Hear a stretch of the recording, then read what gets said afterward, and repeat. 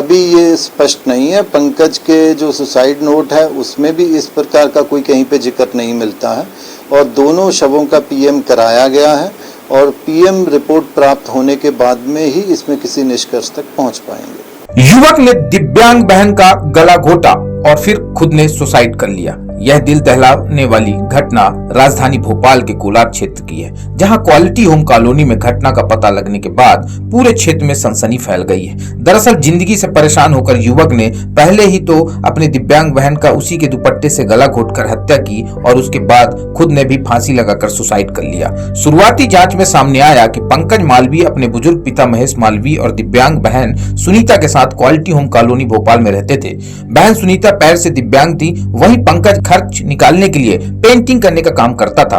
पंकज और सुनीता की मां का निधन 3 महीने पहले एक बीमारी से हो गया था।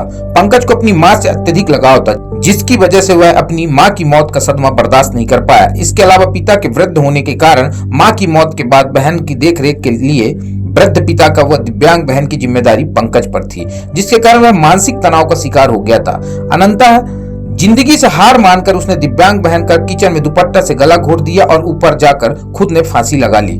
बुजुर्ग पिता ने शनिवार को दोनों के शव देखे तो अपने बड़े बेटे को सूचना दी। इधर मौके पर सूचना मिलते ही पुलिस भी पहुंच गई और पूरे मामले की जांच में जुट गई। पुलिस को जांच के दौरान सुसाइड नोट भी बरामद हुआ, जिसमें युवक ने तनाव में रहने की बात लिखी थी। वहीं पुलिस ने बताया कि अभी भी मामला संदिग्ध है। पंकज के पास सुसाइड नोट मिला है, उसमें बहन का जिक्र कहीं नहीं किया गया है, इसलिए पोस्टमार्टम रिपोर्ट के बाद ही मामले में खुलासा हो पाएगा। पुलिस ने मर्ग कायम करके जांच शुरू कर दी। सुनिए एडिशनल डीसीपी क्या कुछ कहते हैं। इस पूरी घटना पर एडिशनल डीसीपी मलकीत सिंह का क्या कुछ बयान है, आइए आपको सुनाते हैं। भाई ने अपनी बहन की हत्या करता है और उसके बाद वो हैंगिंग कर देता है। क्या पूरा मामला घटनाक्रम क्या रहा? इसमें आज कोलार में एक सूचना प्राप्त हुई थी कि जो मृतक है एक पंकज मालवीय और उसकी बहन सुनीता मालवीय, उनके पिता द्वारा थाने में सूचना दी गई थी कि वो दोनों मृत मिले हैं। जो बहन सुनीता मालवीय थी वो किचन में, उसके गले में एक फंदा था, किचन में मृत अवस्था में मिली है और पंकज अपने कमरे में रस्सी से फांसी लगा के लटक गया था। तो अभी जो प्रारंभिक जांच है उसमें ये चीज़ सामने आई है कि पंकज की मदर का देहांत करीब 3 माह पहले हुआ था। तो पंकज काफ़ी डिप्रेशन में था और उसकी जेब से एक सुसाइड नोट भी मिला है जिससे ये स्पष्ट होता कि पंकज के द्वारा आत्महत्या की गई है। बहन के गले में भी एक फंदा मिला है कपड़े का और उसने किस प्रकार सुसाइड किया है या किसी ने उसको मारा है, अभी ये जांच का विषय है।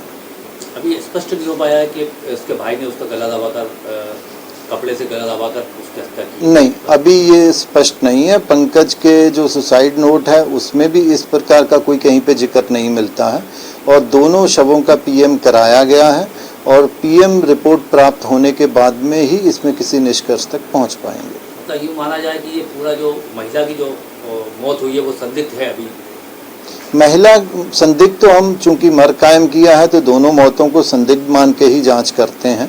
घर में 3 ही लोग रहते थे, उनके पिताजी वृद्ध हैं, 80 साल के अबव हैं और जो बहन है वो दोनों पैरों से विकलांग थी, उसकी भी उम्र करीब 55 साल के आसपास 50-55 साल रही है।